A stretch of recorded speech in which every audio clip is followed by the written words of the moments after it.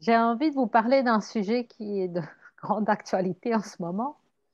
Le caractère du narcissique. Le narcissisme, on est entouré, hein, on est entouré d'une foule de narcissiques en ce moment. Et au cas où on les avait pas vraiment saisis, j'ai envie de donner quelques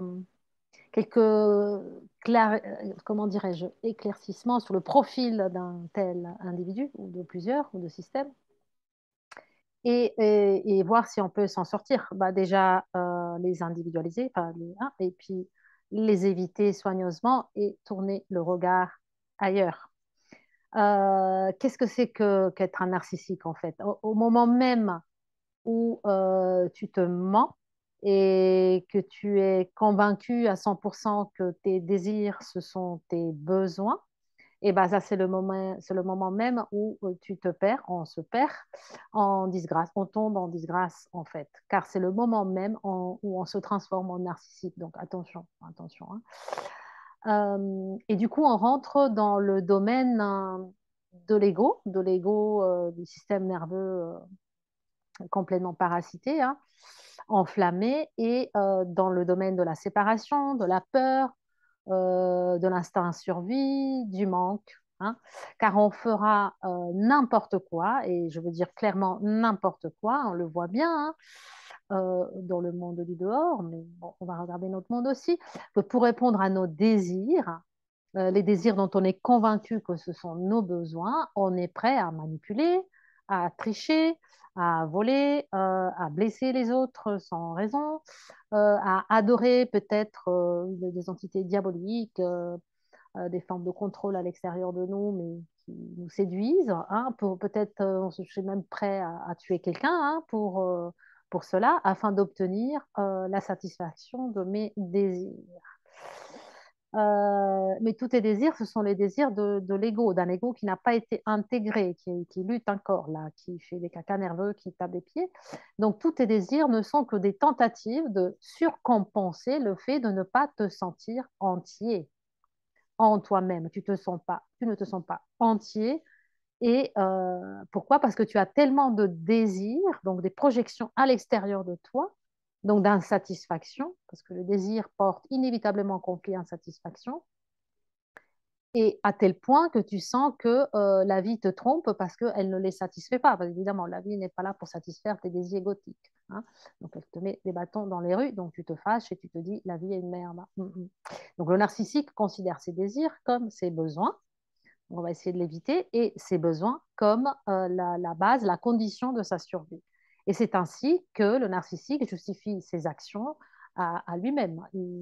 Voilà, il n'a rien à prouver, devient pour lui d'une évidence absolument faramineuse. Le narcissique était autrefois le pauvre une âme pure, enfin elle est toujours en lui, il y a une âme pure en lui, qui par son propre choix, ou je veux dire non-choix, trauma, souffrance, etc., etc., qui ne justifie rien bien sûr, se transforme en une âme vraiment limite démoniaque, qui rejette la vérité et la clarté intérieure, mais surtout qui rejette sa propre honnêteté.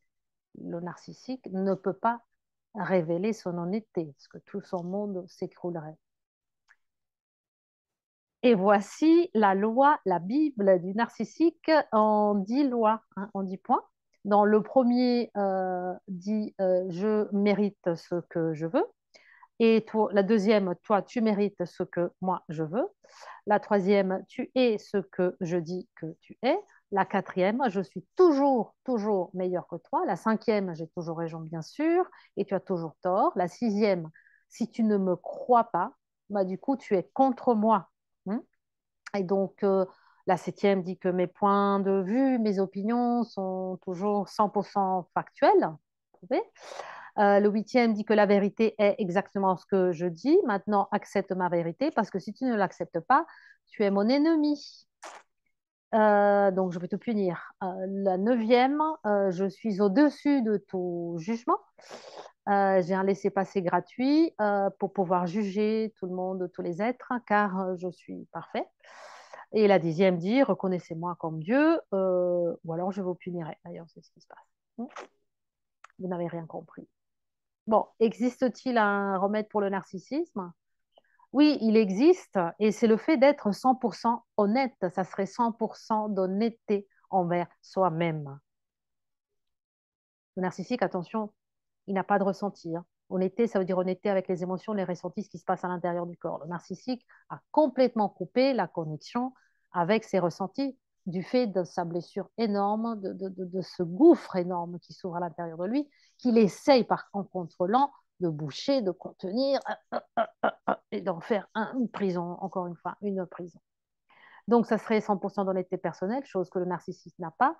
Et à tel point que le narcissique extrême est littéralement devenu une manifestation du pur mensonge. Mhm. Ainsi, il n'a généralement aucun intérêt à dire la vérité ou bien à être honnête, parce que sinon, justement, son monde s'écroulerait. Parce qu'il pense que l'honnêteté, c'est quelque chose de mauviette, quoi. C'est un truc, c'est synonyme de faiblesse, c'est voilà, de petitesse, et qu'il faut donc manipuler le monde ou l'autre avec des mensonges. Le narcissique est fier de sa maîtrise dans le fait de mentir aux autres et il en joue, mais il devient vraiment, c'est un joueur de poker, poker de la mensonge. Il n'y a donc aucune motivation à dire la vérité parce que je joue tellement bien, je me faufile tellement bien que ils sont tous écrasés sous mes pieds, ils sont tous asservis, bien victimes, et j'adore ça, mais j'adore ce qui se dit. Le paradis pour lui est un monde de mensonges, de petits nounours, de licornes et de papillons qui n'existent pas. Et, euh, et le mensonge, pourquoi il dit ça? Parce que le mensonge, c'est la seule chose qu'il peut contrôler, bien sûr. Voilà pourquoi les narcissiques sont des maniaques du contrôle sur tous les plans. Contrôle de son entourage, mais surtout contrôle sur les autres. Alors pourquoi participer à quelque chose sur laquelle je n'ai aucun contrôle? Eh ben non, je me défile, je fuis. Donc ça, c'est leur état d'esprit et c'est pourquoi le narcissique a peur de la vérité, parce que la vérité le dévoilerait. Et parce que la vérité, c'est imprévisible, on ne peut pas la contrôler et qu'ils n'ont aucun moyen d'empêcher la vérité. S'ils rentraient dans ce domaine-là, ben, ils seraient cuits à la poêle. Du coup, oui, ça risquerait vraiment d'exposer l'océan de mensonges dans lequel ils se sont construits, dans lequel ils risqueraient de se noyer. Mais un jour, ils seront bien obligés de se noyer, à moins qu'ils n'aient le courage, enfin, de confronter leurs propres pièges, leurs propres prisons et leurs propres souffrances. Maintenant, à vous de reconnaître les narcissiques autour de vous, de les éviter soigneusement et de faire le point avec vous, de ne pas tomber dans ce toboggan hein, bien glissant par quelques instants, vient nous séduire par des propositions très colorées. On peut dire ça comme ça. À suivre alors.